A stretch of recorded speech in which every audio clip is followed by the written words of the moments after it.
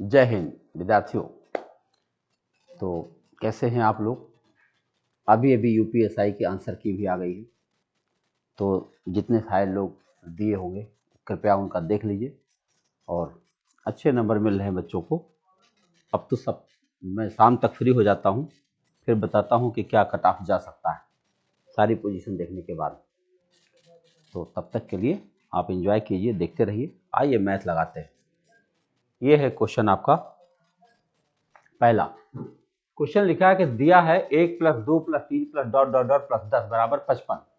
तो पूछा गया है 6 + 12 + 18 + डॉट डॉट डॉट 50 क्या होगा। आपको अगर यह गिनती दी गई है तो आपको क्या करना चाहिए कि इसको लिख करके इसमें 6 कामा ले लेना चाहिए।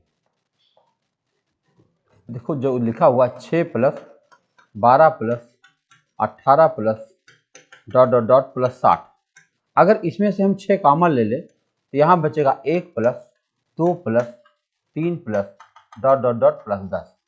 आप जान रहे हैं कि यहाँ से यहाँ तक की वैल्यू 55 गिवन है यहाँ पर, तो 6 यहाँ लिख देंगे और इसकी जगह पे क्या लिख देंगे, 55 लिख देंगे। आपका उत्तर होगा 6 × 55, 6 × 25 30, 6 × 25 30, 3 33, और ये रहा आपका उत्तर 330।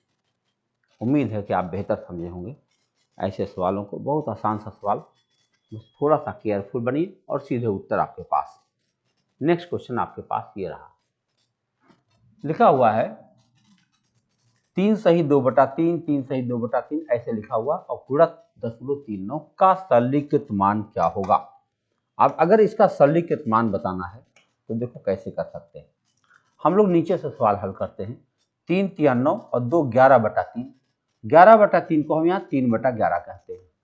अब अगर ये 3/11 है तो ये बन गया 6/11, क्योंकि इन दोनों का गुणा हो जाता है आपस में, ये 6/11 होगा। अब फिर से गुणा करो, 11 × 33 और 6, 33 और 6 39/11, 39/11 हो जाएगा, तो 11/39 हो जाएगा यहाँ 11/39।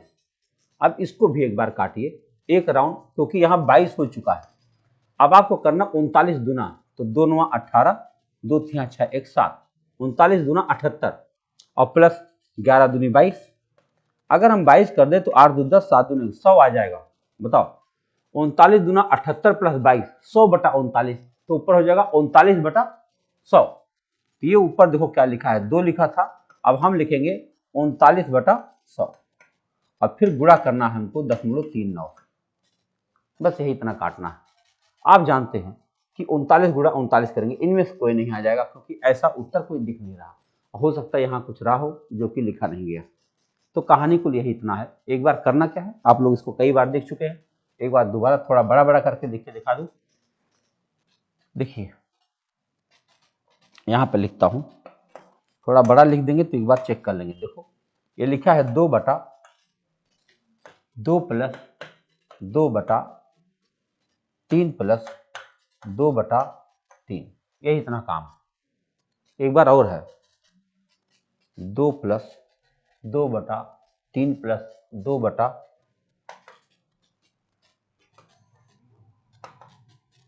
+ 2/3 + 2/3, इतना बड़ा सवाल, इसी को हल करना है। देखो 3 × 9 और 2, 11/3, 11/3 3/11 बन जाएगा यहाँ।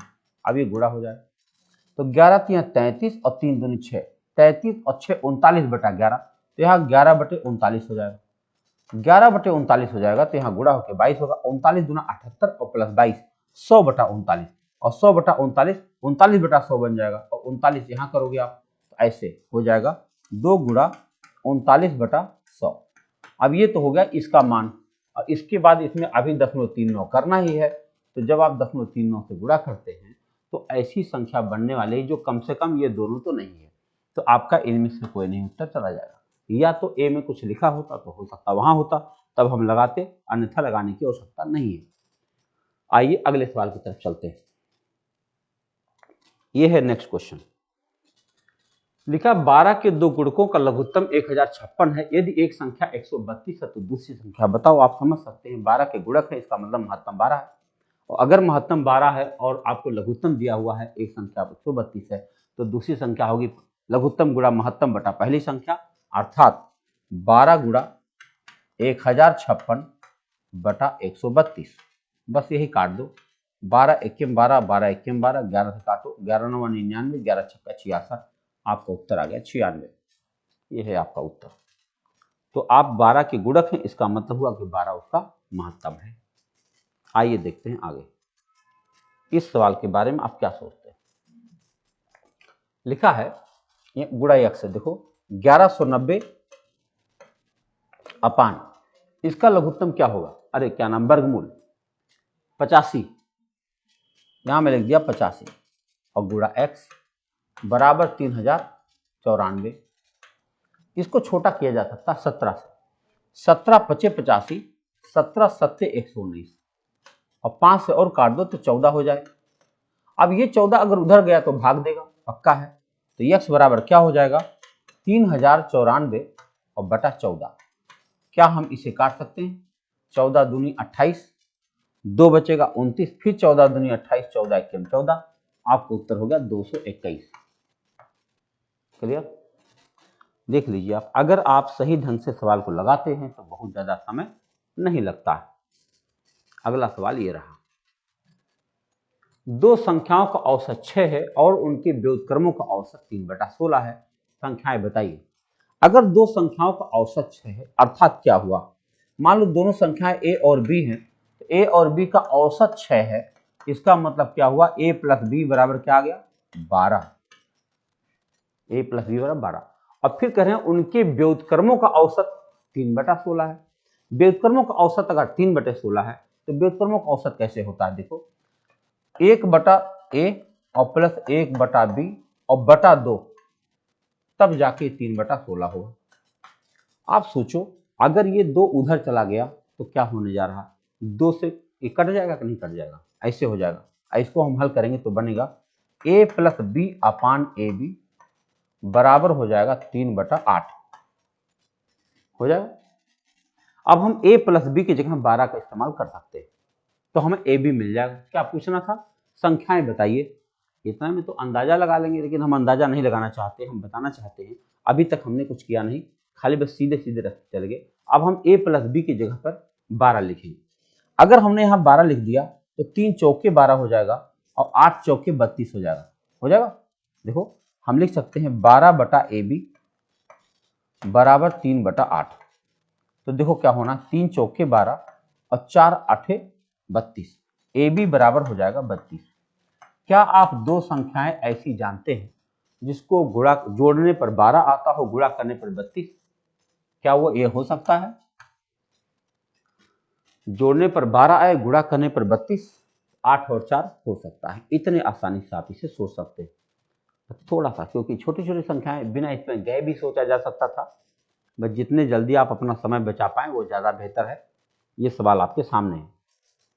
लिखा हुआ है पुष्कर और सुंदरम की वर्तमान आयु 7:6 है। यदि उनकी वर्तमान आयु का योग 65 वर्ष है तो आज से 10 साल बाद उनकी आयु का अनुपात क्या होगा। देखो एक को हम 7x मान रहे हैं, एक को 6x मान रहे हैं। अब इन दोनों को जोड़ेंगे तो 7 6 13x हो जाएगा। अब 13x बराबर 65 है, इसका मतलब x बराबर 5 हो जाएगा। अगर x बराबर 5 हो जाएगा तो इनकी उम्र 5 7 35 हो जाएगी, इनकी उम्र 5 6 30 हो जाएगी। इन्होंने कहा 10 साल बाद उनकी आयु का अनुपात बता दो, तो 10 साल बाद ये 45 हो जाएंगे और ये 40 हो जाएंगे। इनके बीच का अनुपात पूछा गया है, 5 9 45, 5 8 40, 9:8 का अनुपात होना चाहिए। बोलो भाई, क्लियर है, अच्छे समझ में आ रहा, बस रफ्तार बनाए रखिए। आइए देखते हैं अगला प्रश्न ये रहा, लिखा है 860 का 32% का गुणा x बराबर 61,920। सोचो 860 का 32% गुणा x बराबर 61,920, यही हमको हल करना है। थोड़ा सा छोटा किया जा सकता है, कर सकते हैं, कर दीजिए।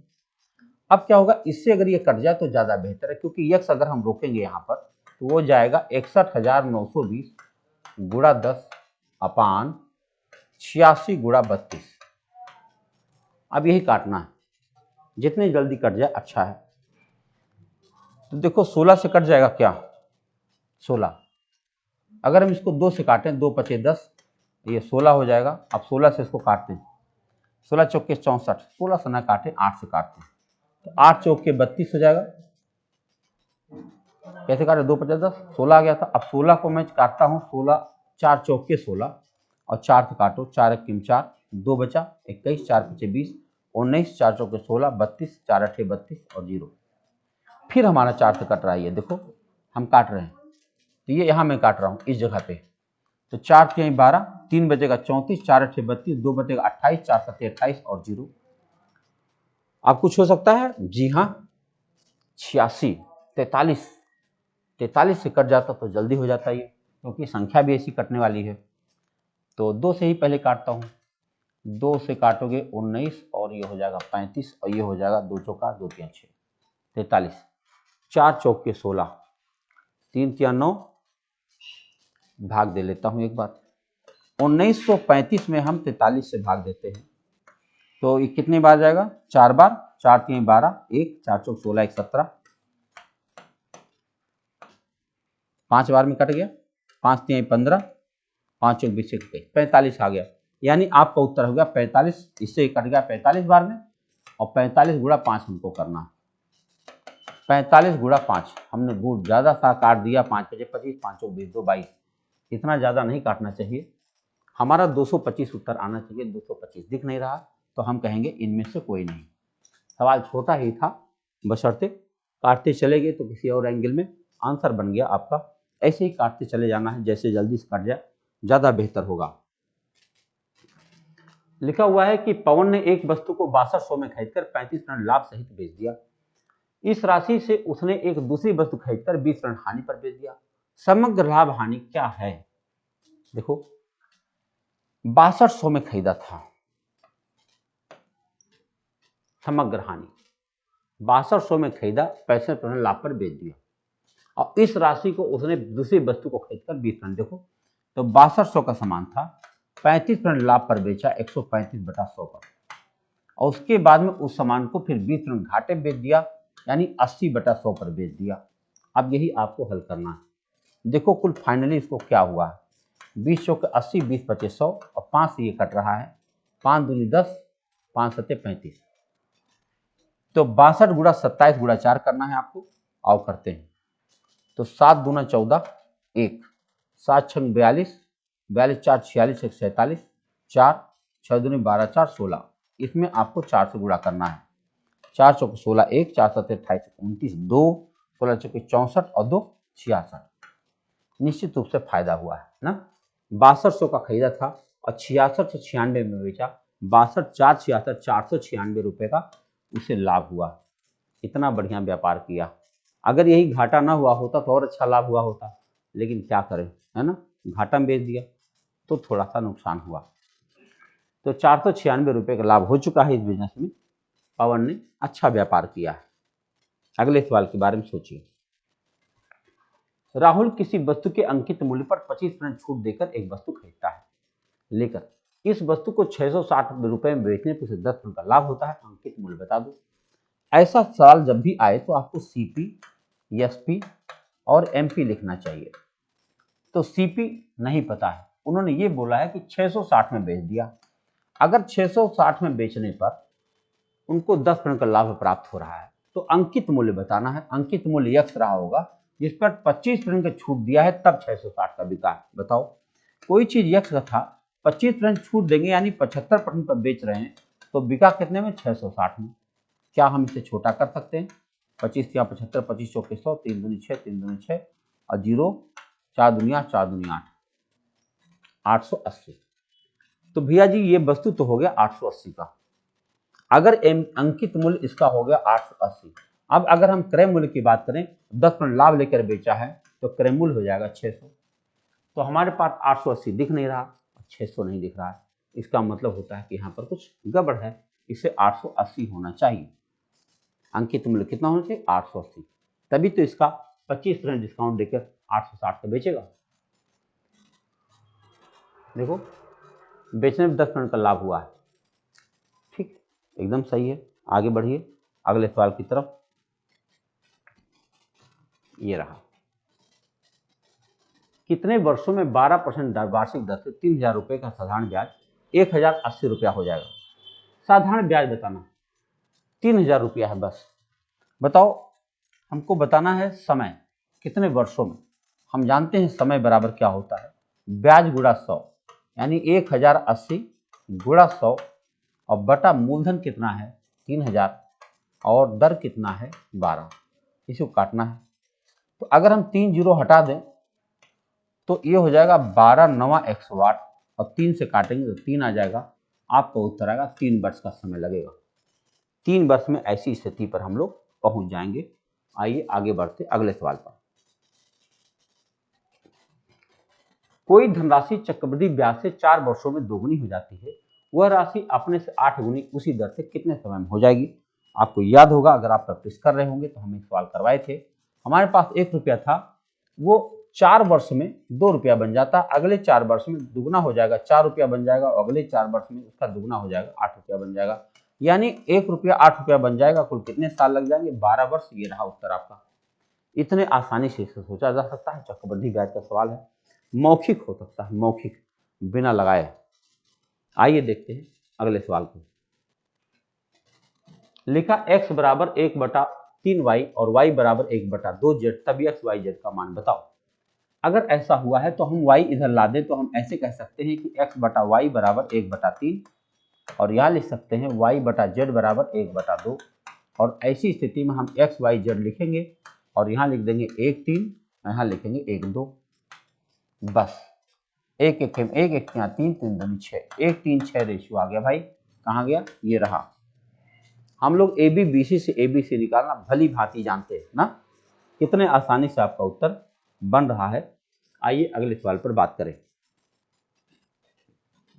अगला प्रश्न है, ए तथा बी ने क्रमशः 12,000 रुपये तथा 16,000 रुपये लगाकर एक व्यापार आरंभ किया तथा 8 माह बाद सी भी 15,000 रुपये लेकर शामिल हुआ। 2 वर्ष के बाद 45,600 रुपये के लाभ में सी का हिस्सा बताओ। देखो, ये 2 साल का कारोबार हुआ है। हम ए और बी के बारे में बात करते हैं। ए बी और सी, ये साहब 12,000 रुपये लेकर आए थे। अब पूरे 24 माह तक थे। और ये साहब 16,000 रुपये लेकर आए थे, पूरे 24 माह तक थे। और करें 8 माह बाद सी आया था, तो 24 में से 8 निकाल, 16 माह के लिए आया। 15,000 रुपया लेकर आया है, कितने माह के लिए, 16 माह के लिए। बस यही काट दो, 16 माह, समझ गए। जब 24 महीने का व्यापार था तो ये साहब 8 महीने के बाद आए हैं, इसका मतलब उसका रुपया 16 महीने तक था। अब कुछ वैल्यू जो बराबर है काट दिए जाए। हम 8 से काट सकते हैं, 8 3 24, 8 3 24, 8 दूना 16। फिर हम 3 से भी काट सकते हैं, 3 3 और 3 5 15। फिर हम 2 से भी काट सकते हैं, 2 2 8 16, 2 6 12।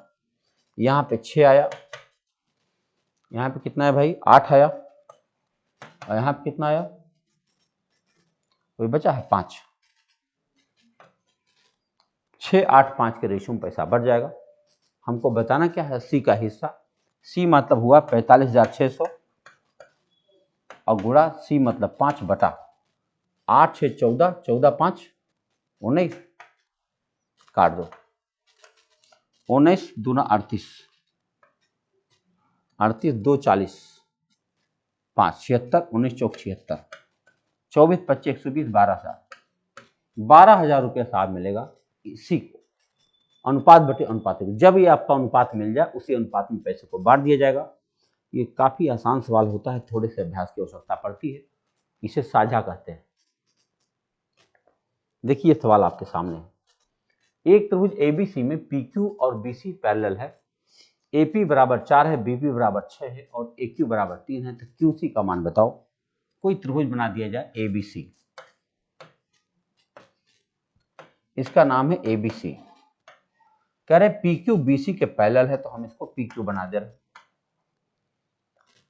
अब करें एपी बराबर 4 है और बीपी बराबर 6 है, एक्यू बराबर 3 है, क्यूसी का मान बताओ। ये एक्स कर लो। आप जानते हैं जो रेशियो यहां होगा वही रेशियो यहां होगा। देखो, तो हम लिख सकते हैं 4/6 बराबर 3/x, तो x बराबर होगा 6 गुणा 3/4, 2 3 6, 2 दूना 4, 9/2 माने 4.5। कितना आ गया, 4.5 आपके पास आ गया। खाली एक रेशियो बन गया, बस काम खत्म। ठीक है, आइए नेक्स्ट क्वेश्चन के बारे में सोचते हैं। ए 3 दिन में एक जोड़ा मोजा बुन सकता है, बी उसी जोड़े मोजे को 9 दिन में बुन सकता है। इन दोनों मिलकर बुने तो 2 जोड़े मोजे कितने दिनों में बुन पाएंगे? सोचो, ए जो है 3 दिन में एक जोड़ा बुन सकता है, 3 दिन में, तो बी उसी जोड़े को मोजे को 9 दिन में बुन सकता है, और दोनों मिलकर बुने।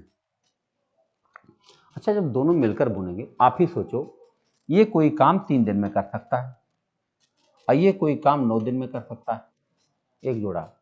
तो अब बताओ, इनका लघुत्तम, इसका नाम ए कह दो, इसका नाम बी कह दो, 9 3 का लघुत्तम 9 कह दो, 9 1 9 और 3 3 9, दोनों की क्षमता कितनी आ गई? 4। लेकिन काम हमारा एक जोड़ा मोजा नहीं है, 2 जोड़ा मोजा है, तो काम हमारा गुणा 2 हो जाएगा, और दोनों मिलकर करेंगे तो 4 क्षमता से करेंगे, 2 दूना 4, 4.5 दिन लग जाएंगे। 4.5 दिन के अंदर हमारा काम कंप्लीट हो जाएगा। देख रहे, बस खाली थोड़ा सा सोचना है और तुरंत उत्तर आपके पास पहुंच रहा है। हम जानबूझकर ऐसा लिए हैं कि सब लोग अपना अभ्यास एकदम हमारे साथ लगातार बनाए रखें। एक पाइप एक टंकी को 40 मिनट में खाली करता है, तो टंकी के साथ खाली करने के लिए एक अन्य पाइप के व्यास, जिसके पहले व्यास पर दुगना है, लगा दिया जाता है। दोनों पाइप मिलकर टंकी को खाली करने में कितना समय लगेंगे? मान लो पाइप ए है, इसका व्यास 1 है, और पाइप बी है, इसका व्यास 2 है। यहाँ व्यास है, आपको बता दूं, व्यास और क्षमता होती है इसकी जो वर्ग के हिसाब से तय होती है। तो इसकी क्षमता 1 है, इसकी क्षमता 4 है। बताओ जरा, एक क्षमता से वह उसको कितना समय में खाली कर सकता है? 40 मिनट में, अर्थात पूरी टंकी 40 यूनिट की होगी। जब ये दोनों लोग मिलकर काम करेंगे तो 5 यूनिट क्षमता से काम करेंगे, तब बताओ कितना देर में टंकी खाली हो जाएगी? 8 मिनट में। ये रहा उत्तर, दुगनी क्षमता से आ गया है। अब 8 मिनट में पूरी टंकी खाली हो जाएगी, क्योंकि दोनों पाइप मिलकर काम कर रहे हैं। अगला सवाल आपके पास ये रहा, लिखा एक आदमी जो 5 किलोमीटर प्रति घंटा गति से चल रहा है, एक पुल को 15 मिनट में पार करता है। पुल की लंबाई बताओ। लंबाई मतलब दूरी होता है, दूरी बराबर चाल गुणा समय होता है। दूरी बराबर होता है चाल गुणा समय। तो चाल है 5 किलोमीटर प्रति घंटा, इसको 5/18 कर दिया जाए तो मीटर पर सेकंड हो जाएगा, गुणा समय कह रहे 15 मिनट है, 15 मिनट को सेकंड बना लो, 15 6 90, 900 मिनट, 900 सेकंड। चला काटो, 18 5 90 होता है, 5 5 25 25 125, 1250 मीटर का वो पुल है भाई मेरे। कितना पुल है? 1250 मीटर का पुल है। कितने आसानी से आप खुद देख लीजिए कि हमको कुछ ज़्यादा नहीं करना होता, जरा सा अभ्यास कर लो आप, तो गणित आपके लिए इतना आसान बन जाएगा। एक रेलगाड़ी 50 मीटर लंबे प्लेटफॉर्म को 14 सेकंड में पार कर लेती है, और प्लेटफॉर्म पर खड़े एक आदमी को 10 सेकंड में पार कर लेती है। रेलगाड़ी की गति बता दो। पहले तो आपको रेलगाड़ी की लंबाई निकालनी पड़ेगी। मान लो ट्रेन की लंबाई आपको दे दिया गया है x, मान लो, तो जब 50 मीटर लंबे प्लेटफॉर्म को पार करेगी तो x + 50 चलना पड़ेगा।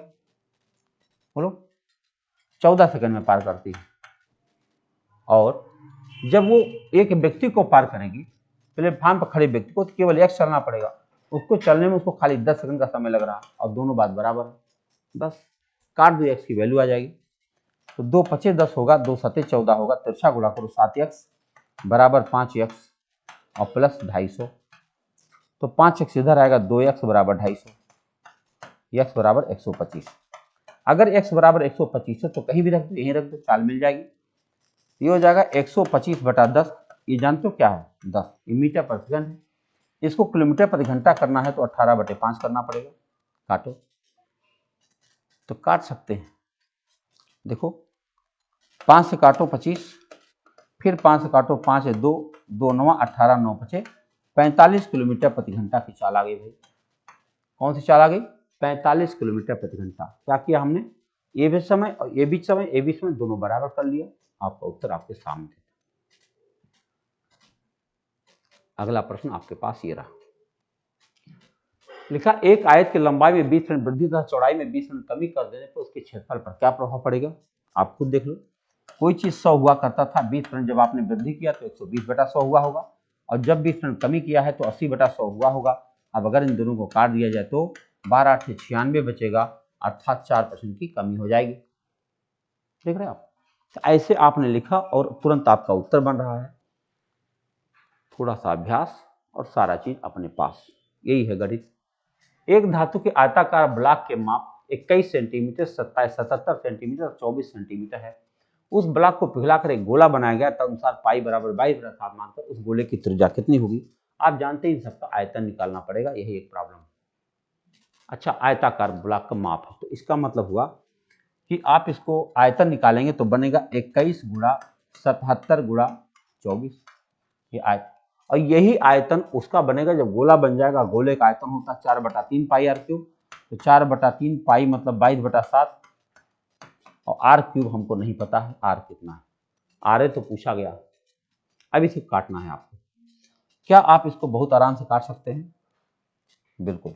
देखो 11 दूनी 22, 11 सते 77, 4 दूनी 8, 8 तिया 24, और कुछ नहीं है। इधर आएगा तो गुणे करेगा ना, यहाँ 7 यहाँ 3 है, मतलब 21 ये भी है और 21 ये भी है। देख लो 21 ये भी है, 21 ये भी, 21 इधर आएगा तो गुणा करेगा, तो आर क्यूब बराबर हो गया 21 गुणा 21 गुणा 21, इसका हम लोग आर बराबर हो गया 21।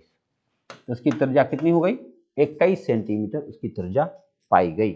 देख लो, ये आयतन वो आयतन के बराबर कर दिया, आपका उत्तर आपके पास है। आइए नेक्स्ट क्वेश्चन देखते हैं।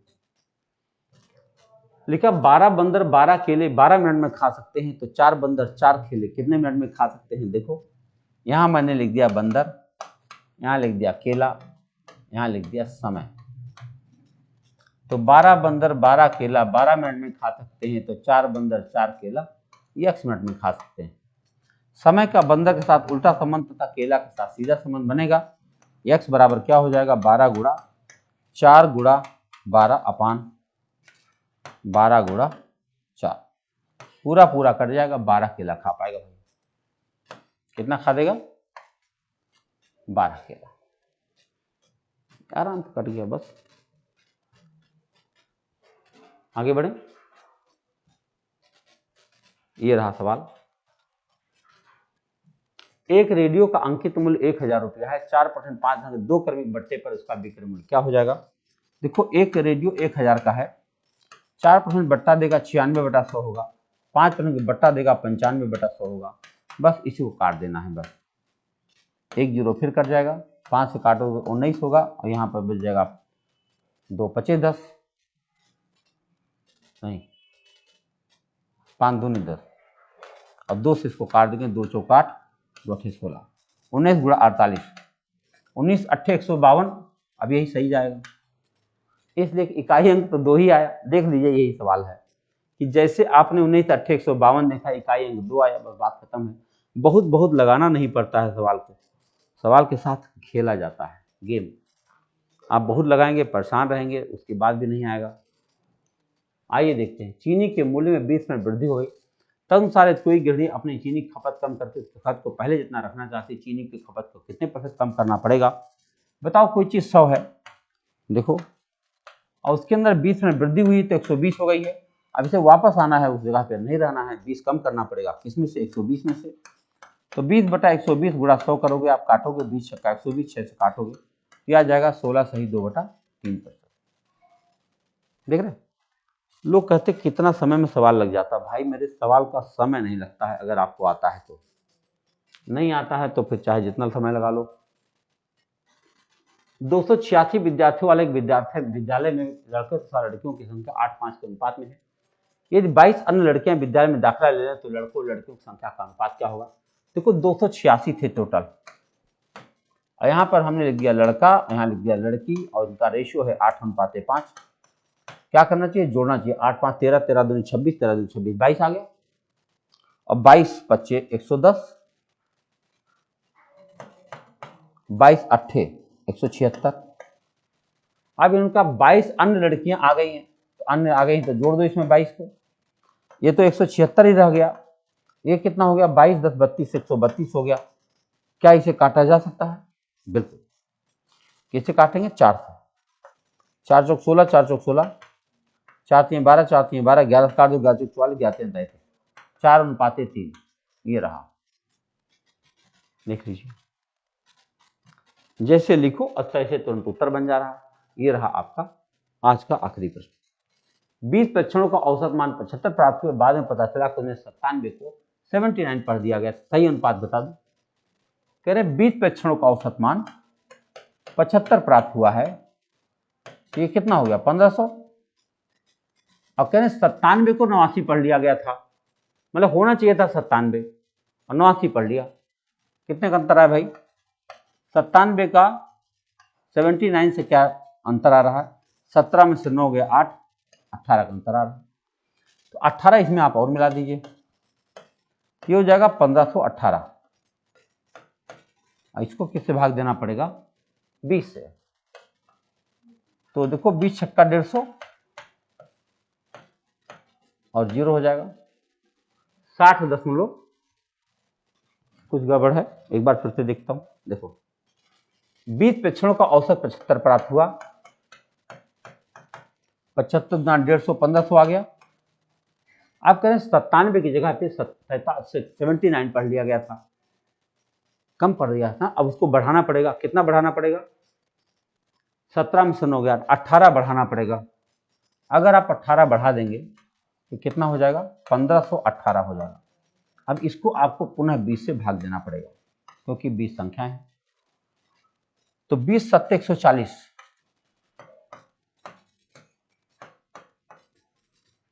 फिर क्या होगा? 20 2500, फिर क्या होगा? 20 8 160, 20 9 180 का है, 8 ले जा रहे हैं, तो 75.9 आपका आराम से उत्तर होंगे। आप देख सकते हैं छोटे से सवाल हैं, छोटी सी एक्सरसाइज रोज, लेकिन अभ्यास करना बहुत जरूरी है। प्रैक्टिस में बने रहने के लिए सवाल रोज लगाना जरूर चाहिए। मैं रोज मिलता रहूंगा आपके पास, आप हमारे साथ मेहनत करिए। बहुत बहुत धन्यवाद।